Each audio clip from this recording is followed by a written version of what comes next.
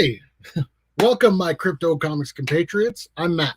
I'm Cadence. It's time to discuss some movie news with the review of Black Widow.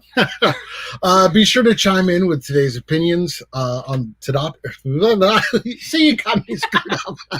Be sure to chime in with your opinion on today's topic. And before we begin, don't forget to hit that like button and subscribe for all the movie news you can handle.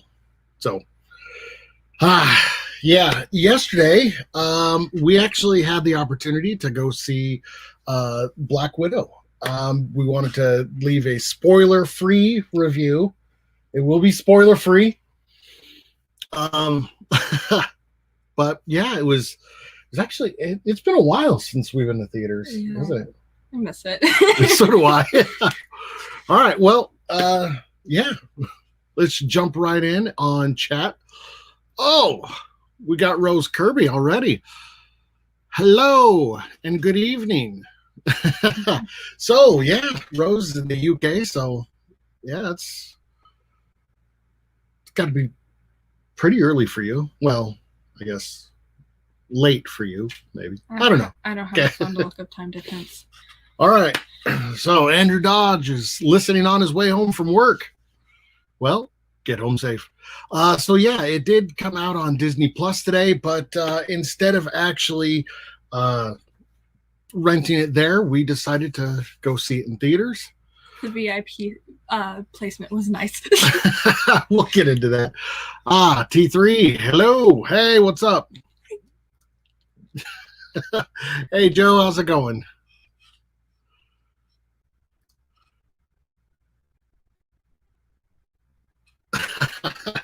All right, so let's get into it. Yeah, local theater kind of redesigned their seats during the shutdown, so they had these lazy boys in the VIP section, so I had to get those. It was nice. And little tables to put all your stuff. Yeah. All right, so a little bit of background on Marvel Studios first. It's Marvel's 24th featured film. Black Widow was originally introduced in the Iron Man 2 and died in Avengers Endgame, although I didn't really like how they handled her death that much. Pretty neat. She kind of got the shaft a little bit. Yeah. Tony Stark, of course, got a funeral, but really nothing for Natasha. Yeah, I was kind of disappointed in that, but it was good to see her actually finally get her own feature film. But yeah, so main characters. We'll discuss kind of their comic book origins. It changes a little bit for the movies, like all the movies have done that. Yeah. Civil War, stuff like that. You can't really stick to the comics as much because everyone has their own spin on it. Plus, everybody had already know the ending. Well, yeah, I guess there is a spoiler here. Natasha is dead at the end, of course. Sorry. Surprise. Okay. All right. Let's see. First off, we have Taskmaster. Taskmaster's first appearance was Avengers issue 195 in May of 1980. It was a guy by the name of Tony Masters who had a mimic ability, grew up with a mimic ability. So if he saw anybody do something, he could copy it. He used that in the comics just as a kid to mimic professional divers and professional basketball players and stuff like that. Honestly, I would just use it to show off. So would I. Kind of like how Tony Stark did at the very beginning. Not Tony Stark. I'm tired. Oh, I'm thinking Iron Man 2. Tony Stark when he's Yeah. drinking, showing off the suit. Yes, I would do that too. I was thinking Peter Parker, how he, at the very beginning of the comics, he was just trying to use his powers to get the girl. Yeah. You Became the wrestler and stuff like that. Yeah. All right. Just show off. So he was a SHIELD agent, And then he met an old scientist who was dying because he had gotten shot. And he was like, hey, I have this super serum, super soldier serum that the Red Skull was originally messing with. And he's like, but we've improved it. So it'll give you abilities like mental abilities too. And so he was like, meh, all right. So he gave himself an injection, and it kind of erased all non-combat related memories. So he forgot who he was. He forgot he was married to his shield partner, which interesting in the comics. But you know what? If you work with someone that closely, mine as well. Yeah. So wait a second. If you work with somebody that closely, might as well forget them. No, that's not what I'm saying. Don't make it sound bad. Okay. No, I'm saying if you work with someone like that closely and like you have a deep connection with them, like why not get together? Like, oh, why not get together? Okay. Yeah.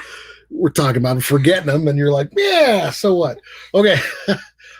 So the more Taskmaster or Tony Masters uses his mimic abilities, the more of his history he actually forgets. So yeah. So it wasn't all at once? No, it wasn't. He is kind of so good of an assassin that he's actually hired by organizations like Hydra and AIM to teach how to basically to teach the minions. So yeah, hire an assassin to teach more assassins. That sounds fun. Yeah. Deadly. All right, then you have Red Guardian. His first appearance was in Avengers issue 43, August of 1967. He's actually the one that appears in the movie is Alexis. He's the second Red Guardian. Well, he was the first in the comics, but later on in 1991, they went back in a Thor issue and said that there was one before. So it's kind of a flashback issue. In total, there have been seven different Red Guardians in the comics. That seems like a lot, but you know what? To each their own. Yeah. Another thing, interesting tidbit, where you kind of see in the trailer that he's playing the kind of father figure to this little dysfunctional family. In the comics, he was actually the husband of Natasha Romanoff. Oh. Yeah, that explains why he became more of the father figure in the movie. I almost said show. Also, so he was a test pilot, and during World War II, he was a test pilot. And in the comics, he does not have the super soldier serum. So, yeah, he's just someone at the peak of his ability. Yeah. Then you have Iron Maiden. Played by Rachel Weisz. Her first appearance was Marvel Fanfare issue 11, 1983. She was a KGB agent, always living in Natasha's shadow, and she... Okay. I couldn't remember who that was for a minute. I'm like, wait. The kind of mom figure. Yeah. Wow. I swear I took her to the movie, guys. It took me a minute. So yeah, she was always living in Black Widow's shadow. She eventually kind of becomes a freelance assassin, and then when Black Widow becomes an Avenger, she actually gets the contract to go kill Black Widow, and was saved by Jimmy Woo. Jimmy Woo was, of course, you've seen him in the Ant-Man movies, and then in WandaVision. Great character. So yeah. Then we have Yelena Belova, who is in the comics, she is the White Widow. That explains why she was wearing the white costume. Well, we'll get into the costumes in a little bit. All right. So her first appearance was in Inhumans Volume 2, Issue 5 from January of 1999.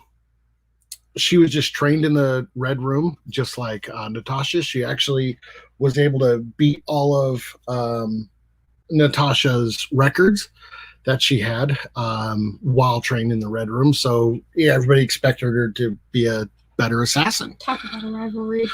Yeah. In the end, they do kind of have a rivalry until she becomes, well, she starts off as the new Black Widow and then eventually becomes the White Widow.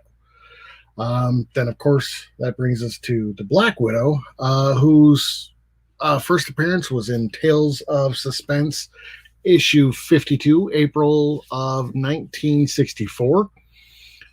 She actually, it was the weirdest costume. So she just had this like green dress and this like fur coat. That was it.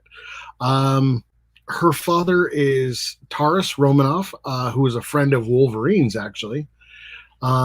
Which I'll get into a little bit later. There's a slight Easter egg in there for Wolverine. Not much. It's not a spoiler. Let me see. She was, at one point in time in the comics, she was given up for adoption by her mother, and then given to, or Ivan Petrovich is the guy's name who actually adopted her. Another origin in the comics is during World War II, the battle for Stalingrad, her house was actually set on fire. So her mom's like dying wish was that Ivan would kind of take her and raise her. Well, he did. He trained her in Department X's Red Room facility. You've, of course, seen that in which one was that? That was Age of Ultron, when they're having the of dream sequence. You see her going through the Red Room. She was actually enhanced, giving her a longer lifespan and a more youthful appearance. So that's why she's been able to, according to the comics, been active since World War II. Explains why she's so beautiful. Let's see. She was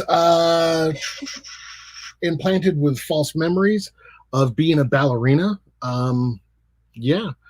After graduation, after a while, she was sent to kill Anton Vanko, who is actually the Crimson Dynamo and the father of Iron Man 2, their villain. So, yeah.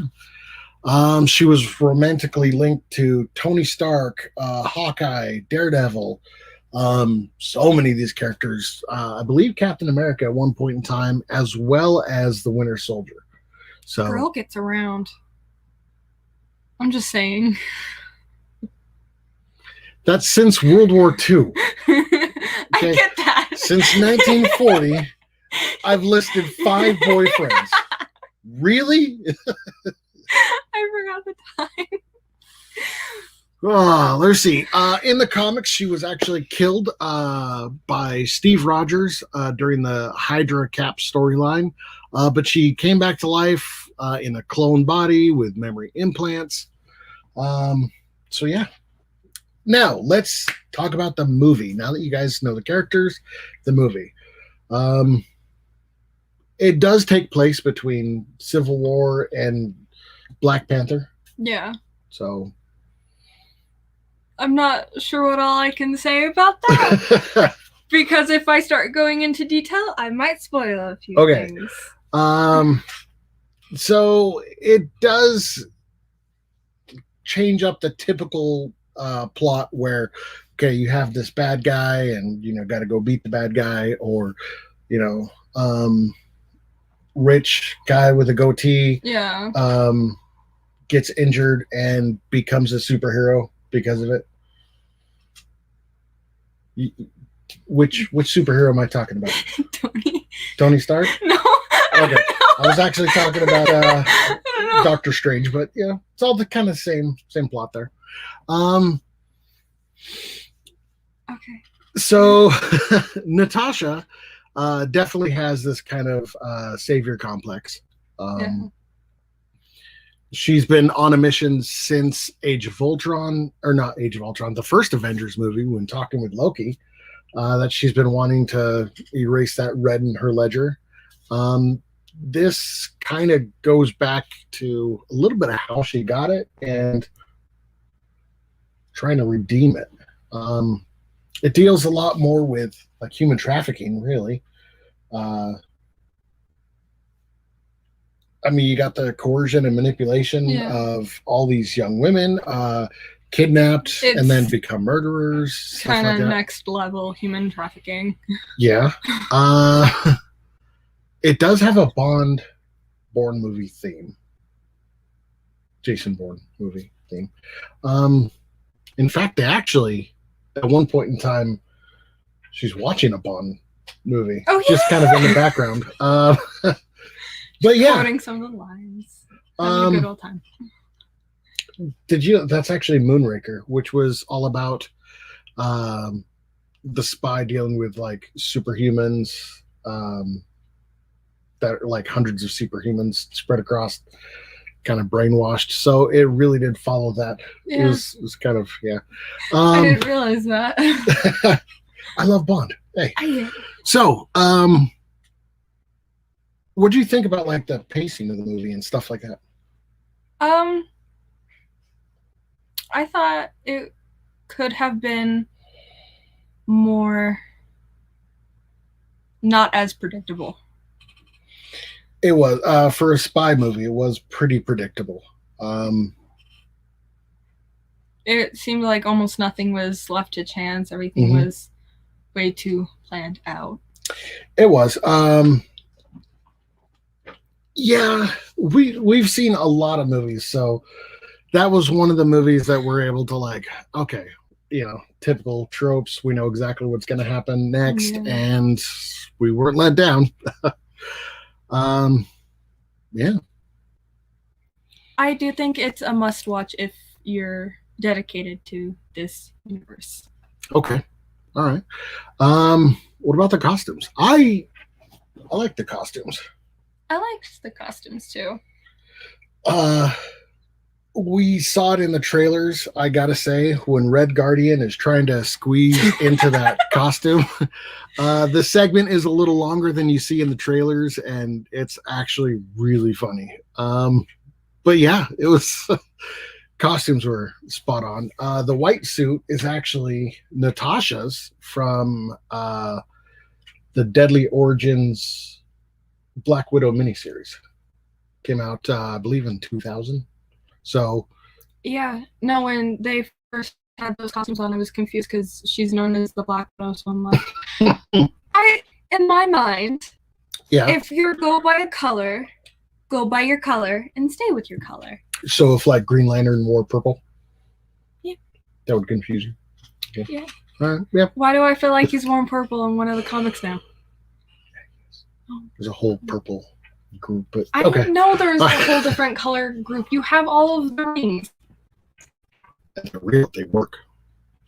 Great stuff. It's awesome. Okay. I continue to believe that. So, special effects. I liked it. I liked them too, but there were a few scenes that I think could have used a little more, just, I don't know the word. More time and effort. Yes, thank you. I don't think they were near as bad as like Wonder Woman 1984. Oh, no. But they were still. Yeah. Still pretty good.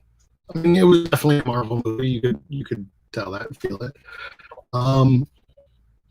A lot of the landscape, the cinematography of it all, it was beautifully shot. It really was. The comedic aspect of it, though, some of it really did feel forced. Like at one point in time, we saw in Age of Ultron where the Black Widow's talking about her sterilization. In this one, Yelena Belova is kind of trying to make light of it and is making jokes about it, and it just. I agreed with the dad on that. It's TMI. Yeah, it didn't sit well. but overall, like the family dynamic, there was a lot of, especially between the rivalry, this kind of sister rivalry between Yelena Belova and the Black Widow. They had a lot of fun, kind of playing off each other. Yeah. Yeah. Overall, I would say the comedy is probably hit and miss. I agree. Okay. Got to get to the music. This is music that I like. So okay. This is the music that, like, if I'm in a bad mood or if I'm in any mood, I'll just turn this on, put my earphones, and ignore the world. Like, I'm okay with the music. They had an opening sequence that was kind of a James Bond esque opening sequence. You're really going for the James Bond thing on this. It really, they did. They really did. It was kind of a cross between, like, there's a show on Amazon Prime called The Americans, which is all about a group, a couple that they're Soviet spies living in the U.S. It kind of took sequences from that almost and mixed them with that James Bond feel. And they had a really slowed down version of Nirvana's Smells Like Teen Spirit. And it was epic. Me and Mom were right behind you singing along to it. I don't know if you heard us or not. No, I was singing along to it. My other daughter, Aaliyah, was like, "Shut up, Dad." I'm like, "Shut up." And then American Pie was a huge kind of running theme throughout the movie. That would appear every once in a while when that spoiler free. What we're saying is a song appeared several times. It's all about kind of American music losing its innocence as it kind of comes of age, which it felt appropriate for that theme. I really did like it. Yeah, I liked how it was something that Steve and Aaliyah could watch. Mm-hmm. And Steve and Aaliyah are my youngest. They're little. They're twinnies. Something Steve and Aaliyah could watch and something you and me could watch. Just, it was very family. It was a very fun thing. And the way they have the family set up, even though it's very not what normal families go through, it still has that. It still has that dysfunctional family that almost anyone can relate to. Mm-hmm. Wait, you're saying you relate to a dysfunctional family? We're a very dysfunctional family. Yeah, but we put the fun in dysfunctional, so kind of makes sense. Okay. All right. As far as character development, no, I didn't think there really was much character development. Unfortunately, it kind of made it almost not feel like a good enough send-off for a major character like the Black Widow. She's basically been there since the beginning, and it was a good movie, but it was a good movie. It was. I mean, when it comes to character developments, it could have been better. There was no real redemption arc for anybody. Black Widow has already been an Avenger. It's kind of, I think it was her second to the last mission, really. I think it was more of her more accepting everything. Yeah. More of than redeeming. I have to say, Yelena Belova kind of steals the show. She does. I liked her, though. She is seriously the best character in that movie. Very sarcastic, which anybody who knows me knows I love sarcasm in my TV and my movies. That explains how you raised us. Very sarcastic. Yeah. Very rude at times. Shut your mouth. This time. Rachel Weisz's character does kind of go through a redemption arc. The Red Guardian, I mean, He's just funny throughout the whole thing. I didn't like him. Really? I didn't. He seemed full of himself to the extreme.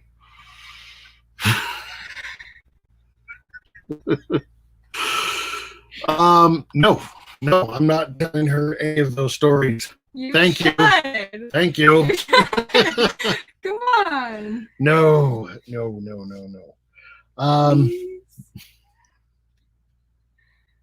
I'm gonna hurt you. Don't you love me anymore? No, go away. I'm gonna hurt you. All right. So it was still good, but I mean, as far as the redemption arcs go, or character development, I just didn't really see it there enough. Yeah. I will tell you about the one Easter egg. It is a Wolverine Easter egg. They're in a Budapest chase scene. That's all you need to know about. I mean, we see that in the trailer. But in the background, you'll actually see, I mean, it's one of those blink and you'll miss it. You see the Princess Bar. Okay. The Princess Bar in the comics is actually owned by Wolverine himself. Hasn't it shown up in a different... Was it a movie or a show? It showed up somewhere. Oh, and you were going off on how happy you were about the Princess Bar showing up. We're talking about Mandapore in the Falcon and the Winter Soldier series. There was a lot of Wolverine references in that. Can you imagine growing up with Wolverine? I'm not sure if that would be more of a cool thing or more of a... Well, at one point in time, actually, Wolverine trained in the comics, trained Black Widow before she entered the Red Room. So, yeah. Okay. Overall, I would say I would go see it in theaters just for an excuse to go to the theater. It's a must watch if you're... Yeah. I don't know how it's going to... Well, I mean, compared to other Marvel movies, it wasn't the strongest for me. It wasn't their best, but it wasn't their worst by far. What do you think their worst was? I have my own opinions on that, and... Oh, do share. No. We can talk about this when we're not live, and I don't have everyone coming after me. You know what? I'm gonna call on everybody right now. Yeah, I'm gonna say worst one for me was Iron Man 3. Why is that? I hated what they did with... I mean, it wasn't Iron Man. It was a Tony Stark movie. Yeah. First off, I wanted to see more Iron Man. Second, I hate what they did with Mandalorian, or with the Mandarin. Hated it. Isn't Mandarin an orange? Okay. We would talk about it, apparently. Yeah, what best one for me has to be Captain America: First Avenger. Civil War. Civil War? Yeah. Favorite or least? Favorite. Okay. Least favorite? Still, it was one of the Thor movies, but we're not going into that. Which Thor movie? Second one? Most people don't like the second one. Okay, I thought like you loved it, and that's why I'm like, we're not going to go after I enjoyed it. I really did enjoy it. Okay, so right now it is on Disney Plus for the premiere access. I believe it's like $20. I would honestly say wait till October when it's free there. Oh, $29.99. Yeah. Wait till it's free. You still have yet to tell me about some of the dysfunctional things that you did in middle school and high school, and no, you ain't getting out of this. So if you've enjoyed this video, I'm not telling you anything yet. But okay, if you've enjoyed this video, maybe check out some of our art tutorials on our blogs, or come back Mondays at 7 p.m. Mountain Standard Time for the CryptoComics Couch, and tell us what you think. Also, don't forget that on the 15th, we have a special guest for our Spotlight series. King Daniel Taylor, along with fellow creators Jason Smith and Andre Owens from Jarhead, as well as Collision of the Colossus. So that will be July 15th at 7 p.m. Mountain Standard Time. Hit that like button. Make sure you subscribe. And be sure to leave a suggestion. If I could talk, it'd be great. Be sure to leave suggestions. Like I did something wrong. For what you'd like to see us cover in future videos. Until then, take care of yourself and das vidanya for now, comrades. What? Bye. It's goodbye. Okay.